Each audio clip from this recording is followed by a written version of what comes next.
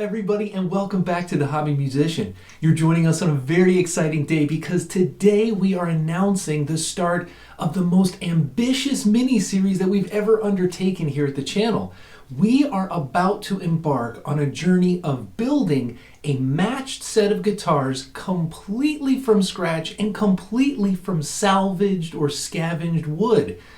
Now, to be fair, I'm certainly not the first person on YouTube to try this, and believe me, I've been doing my homework watching fantastic tutorials of other creators doing this kind of project.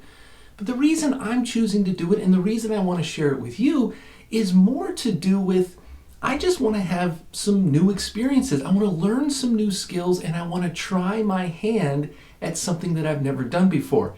And all the while, we're staying true to the mission of our channel.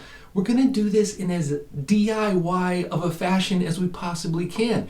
I don't have a fully stocked luthier workshop. I've just got regular hand tools that you might have at home as well. And so I want to show you this process so maybe you can try it as well. Today's episode is all about the very beginning. What do you do to even start a project like this? Well, the answer is you have to have a design. And ultimately, you got to get that design to what I'm calling my starting templates. If you look at any of these other tutorials, you're going to find that the first thing, once you've got a hunk of wood, you've got to cut that hunk of wood into the right shape. So you've got to have your design and you've got to have some sort of guide, a template, to help you trace onto that wood. We're going to need a guide for the body and we're going to need a guide for the neck. And those are the two main templates that you want to create right at the start of the process. Well, sure, if you want to build yourself a Stratocaster or if you want to build yourself a Les Paul, there are companies out there that sell pre-made templates. They're all at the right scale, the right dimensions, and they have all the right curves and all the right cutouts ready to go for you. But for my project, I want to be a little more creative. I want to come up with my own design. So what I'm going to show you is a method that you can use to take kind of your own absolute custom idea and create a full-size usable set of templates.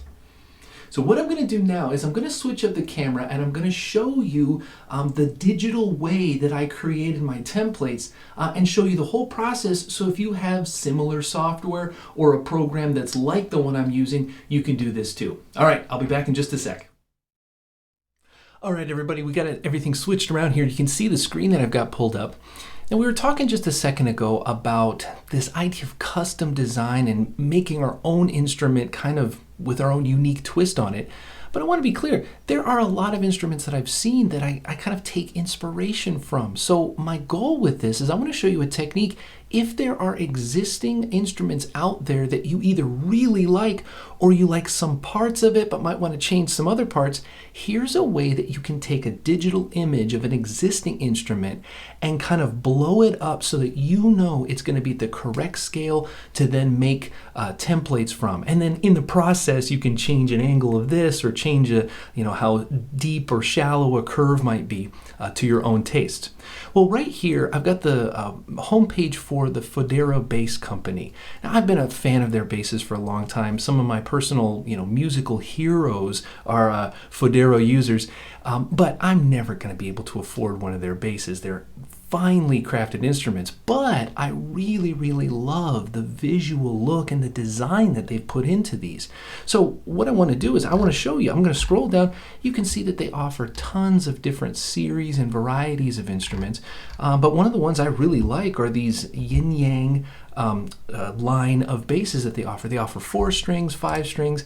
So you can see down here, they're images of fully completed instruments. All of the angles and the, how deep or shallow these curves are all right there in that image. So I want to take an image like that and use it as the basis, the inspiration that I can then tweak and adjust later for this technique. So what I'm going to do is I just saved this image and now I want to open some simple software to play with it to now guarantee myself that I can blow this image up to be correctly scaled.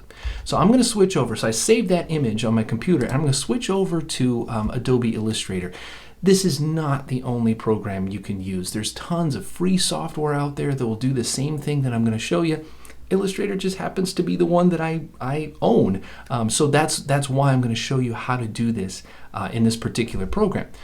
You're going to notice over here that I wanted to create a new document, but the things that you got to pay attention to, we want to create a digital canvas that the computer thinks is the correct dimension. So if you think about normal documents that may only be a couple inches big, we know that a bass guitar is going to be 45, 50 inches long, especially if we're after a specific scale length. So what I've done over here, normally, you can see in this drop-down menu, normally digital programs like this work in pixels. But what I did first is I changed the drop-down menu. I wanted to change it to inches so that I could input. You can see here in the height box, I've typed in 50 inches. I want this canvas to be 50 inches. I want the computer to think about it as being 50 inches tall, and just to be safe, 25 inches wide.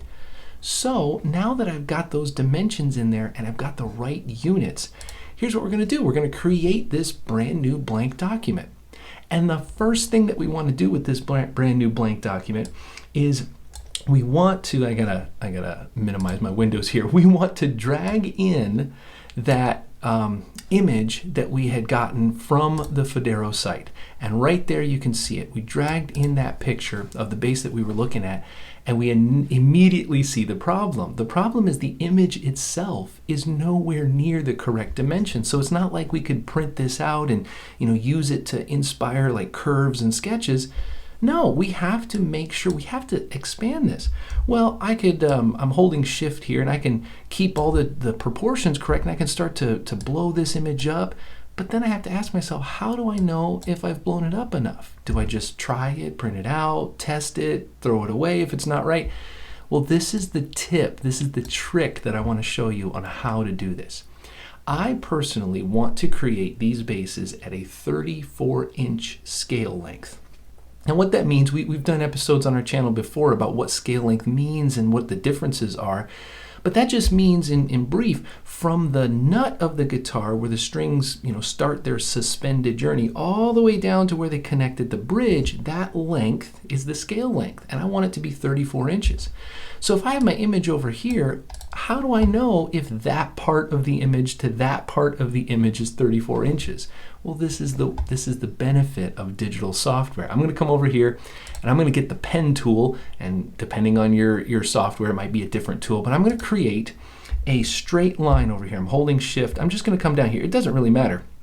I'm just going to end it, hit escape, and then what we're going to do is I'm going to select this. So I've just got my selection tool. That's the line that we made.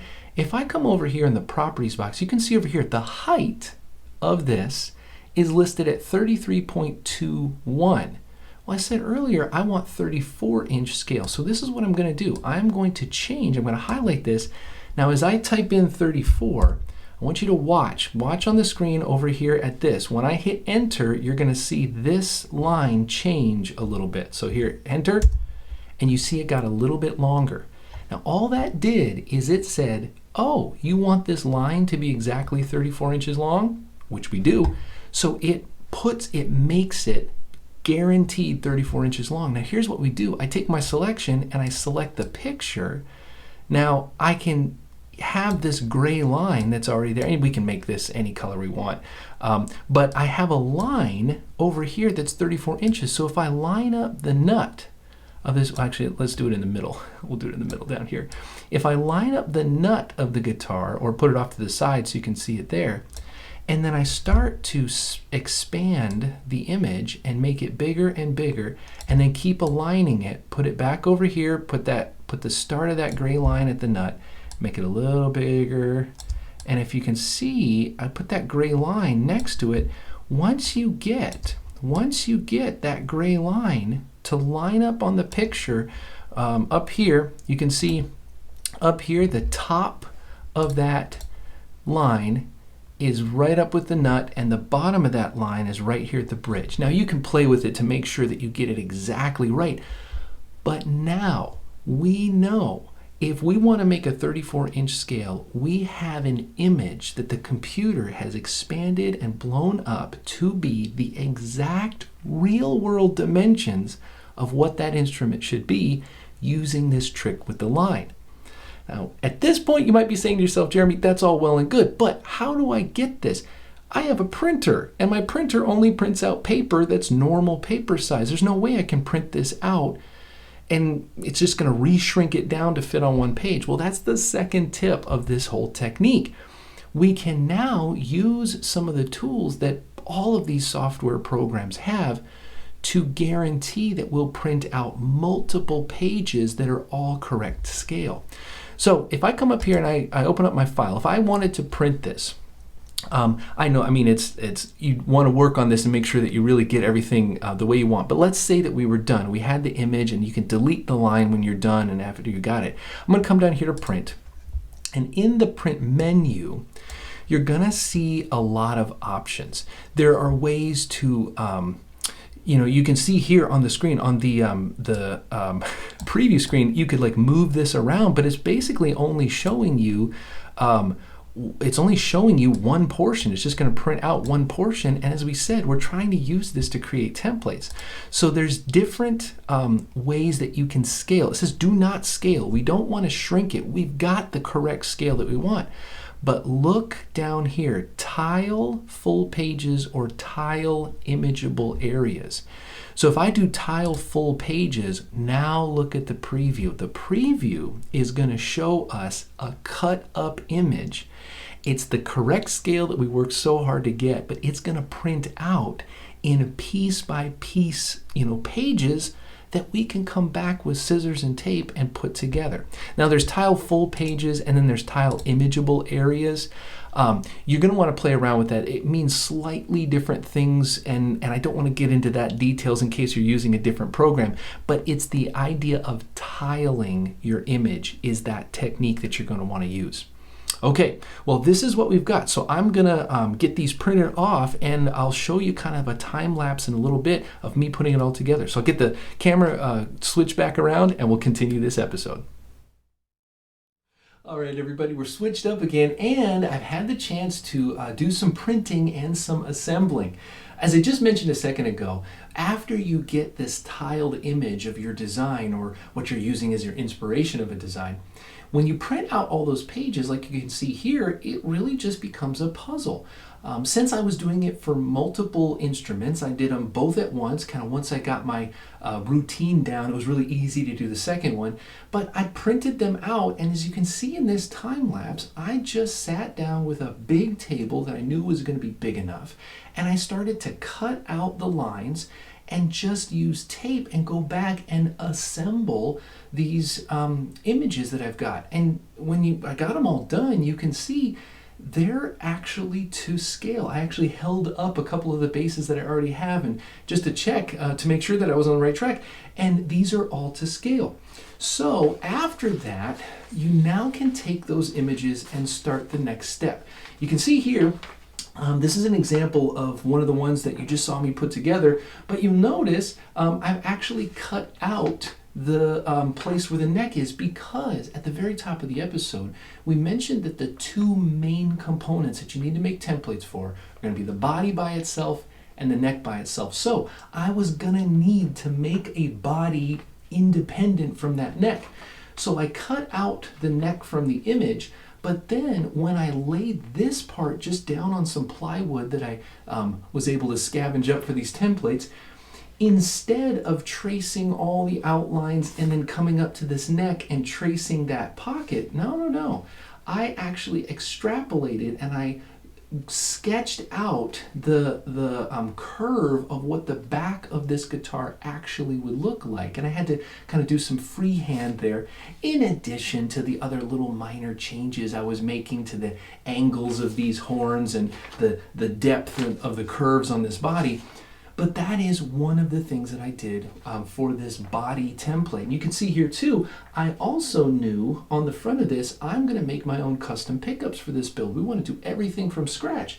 So I took the placement of where I saw those pickups and I just traced out so that I could add those holes to the eventual templates that I make in wood.